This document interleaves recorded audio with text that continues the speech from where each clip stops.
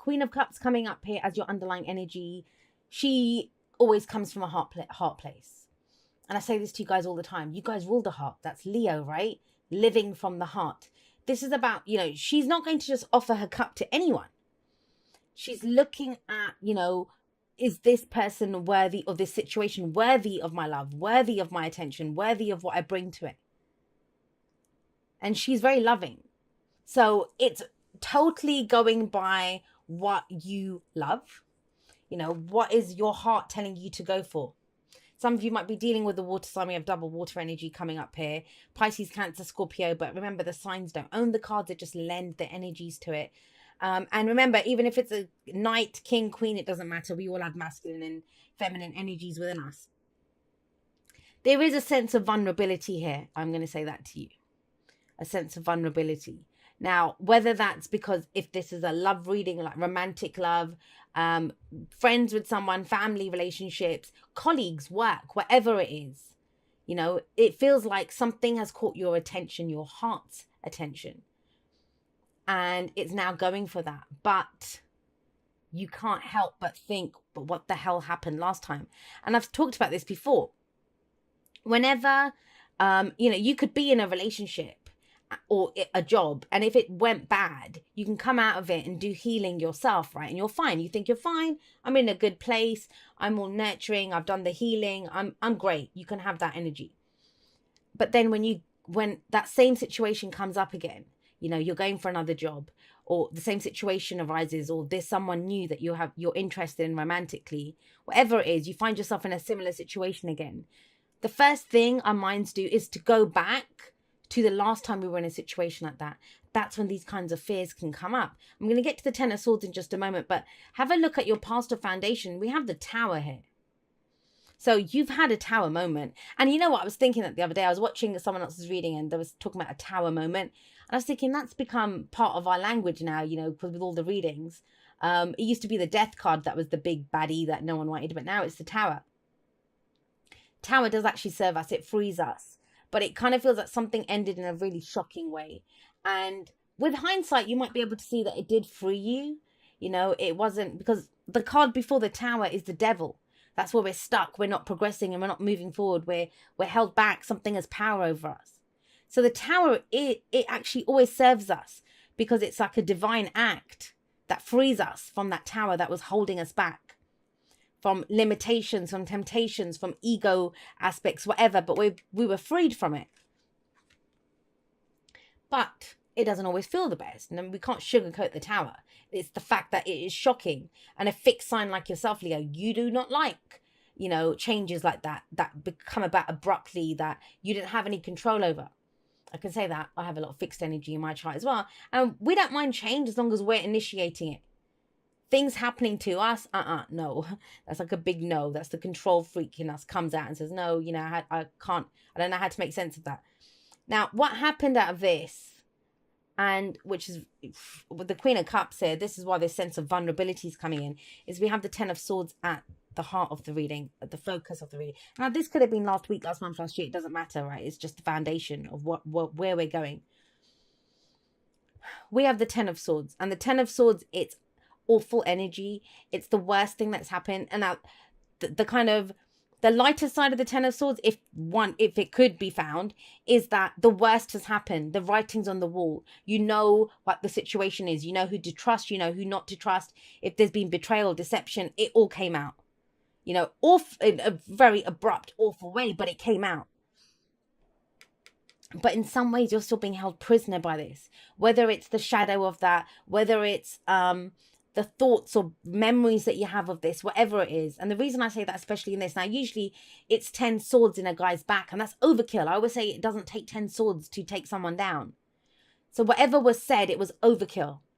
Now it might be that your thoughts are doing this to you, because swords are our thoughts, our beliefs, our ideas, and how we communicate them. Have a look at him. He looks bound, right? He looks like his hands are bound, but they aren't bound.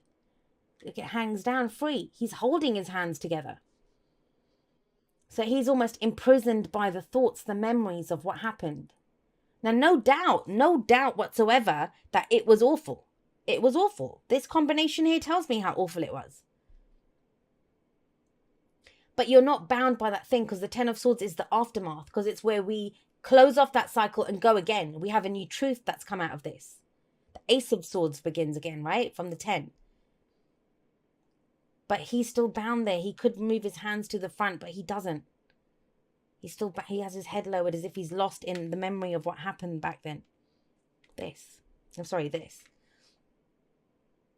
And that's got to be uncomfortable, make you feel vulnerable when your heart's on the line, which it is here.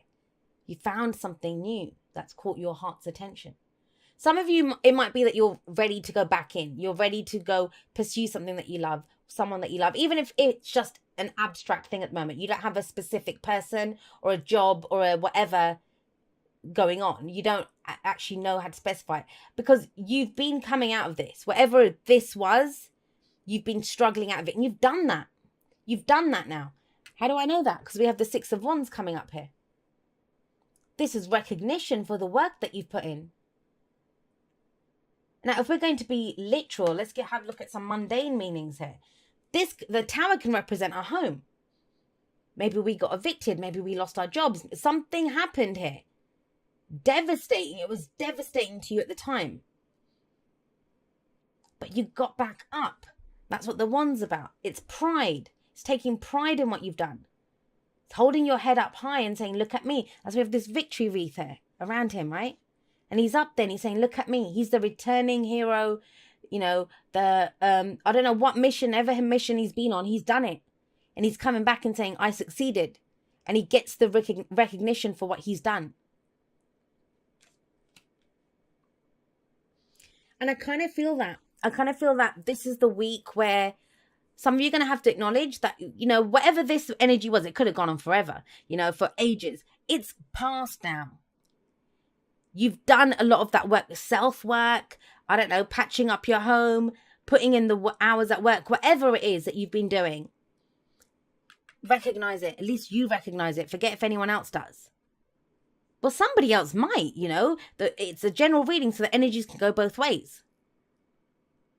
Either you've recognized someone who was going through this and they've done really well to come out of it and you're ready to offer your cup to them, or they're trying to do that to you. But that's the first step here. Recognize how far you've come. Please recognize that. It's very important in this spread. Recognize how far you've come. There's been healing here. You might have found a new spiritual practice out of this. The Queen of Cups can indicate that. Healing energy. She's very intuitive. You might intuitively know something. I oftentimes think, I have a lot of other readers and people that are intuitives that I have as my clients. And I often joke with them and say, we're the worst. And I include myself in that. Because we can sometimes sense something coming a mile off with our intuition. But we can't see it because it's just round the bend yet. So we can drive ourselves a little nuts with that.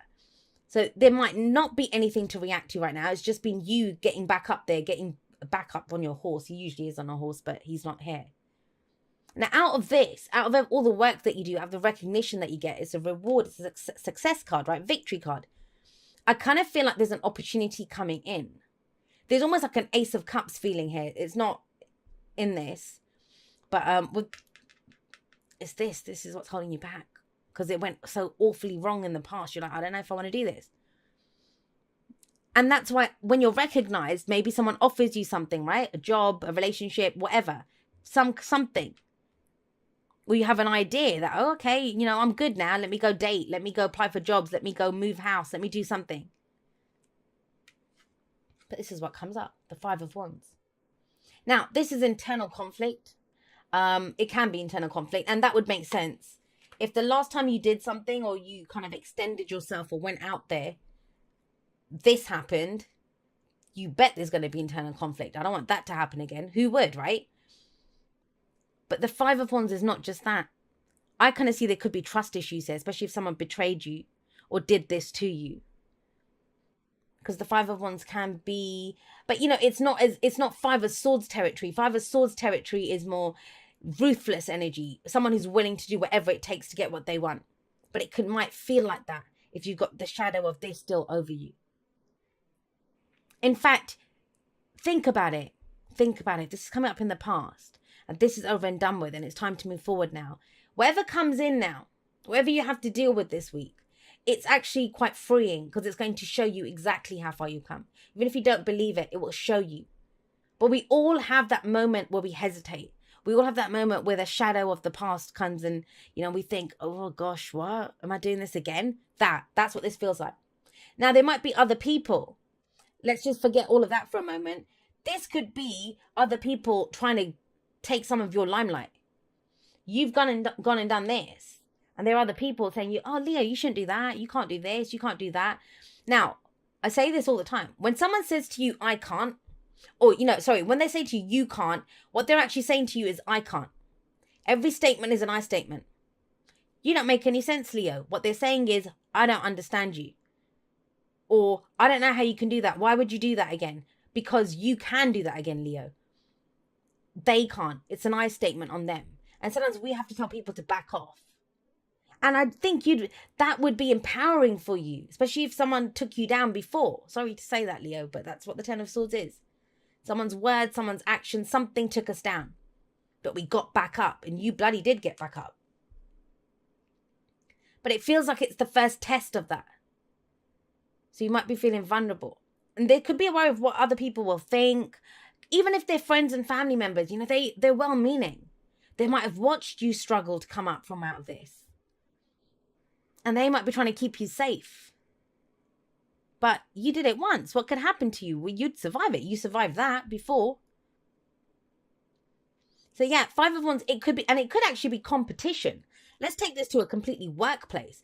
This might be, no matter what happened before, you might have missed that spectacular fail here, whatever. And I don't mean fail as in a failure. I just mean as in, it went wrong. Let's not kind of beat around the bush here. It went wrong. Whatever happened here, it didn't go the way you wanted it to. You're still dealing with that in some ways, but you've done the work to get out of it. Now, if it's work, you've got some recognition at work. You really want that new position or whatever it is you're trying to grow, but there's competition involved. But this can be healthy competition. But somewhere, because of what happened here, we're turning it into a bigger thing than it is. The Knight of Cups coming in here as your advice, very clearly telling you, dream and dream big. He is the dreamer, sometimes called the delusional romantic. And, I'd go more along that line of fantasy illusion if the Queen of Cups wasn't here. If the Tower wasn't underneath. If the Knight of Cups wasn't underneath the Tower. Because there's no way you're going to romanticize this. That's not what this is about. This is for the first time. Your dreams are back. You're able to dream now. Now, the Knight of Cups, he could be offering his cup of love or friendship to someone. There could be an offer here. I do see for some of you a very specific message, and I don't know who it's going to apply to. Some relationship went so bad in the past, and now there's an offer to begin something new, or you're getting to know someone new. There's romance here. There's something new coming in, but it's the shadow of the past. It's just the shadow there, guys. You can fight that, especially if there's internal conflict.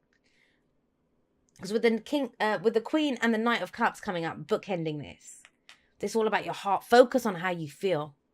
And don't be afraid to dream. I think a lot of us become jaded, especially with this kind of energy. We become jaded. We become cynical. The shit always goes wrong. The shit always hits the fan. Everything gets destroyed. People always... But be very careful of the stories that you tell. Because we're writing our futures in our now, in our present. And so I feel like the Knight of Cups, as the advice is telling you, look, even if you meet someone and you think they're just full of shit, give them a chance, hear them out. Make sure you're not coming from the shadow of this. Trust yourself. Remember, you're coming up as the Queen of Cups. She's very discerning. She knows what her love is worth. She knows what her cup is worth, what her emotions are worth. She's just not going to hand it over to anyone. He might, the Knight of Cups might. He's a bit kind of gung-ho and he focuses on how he wants to feel.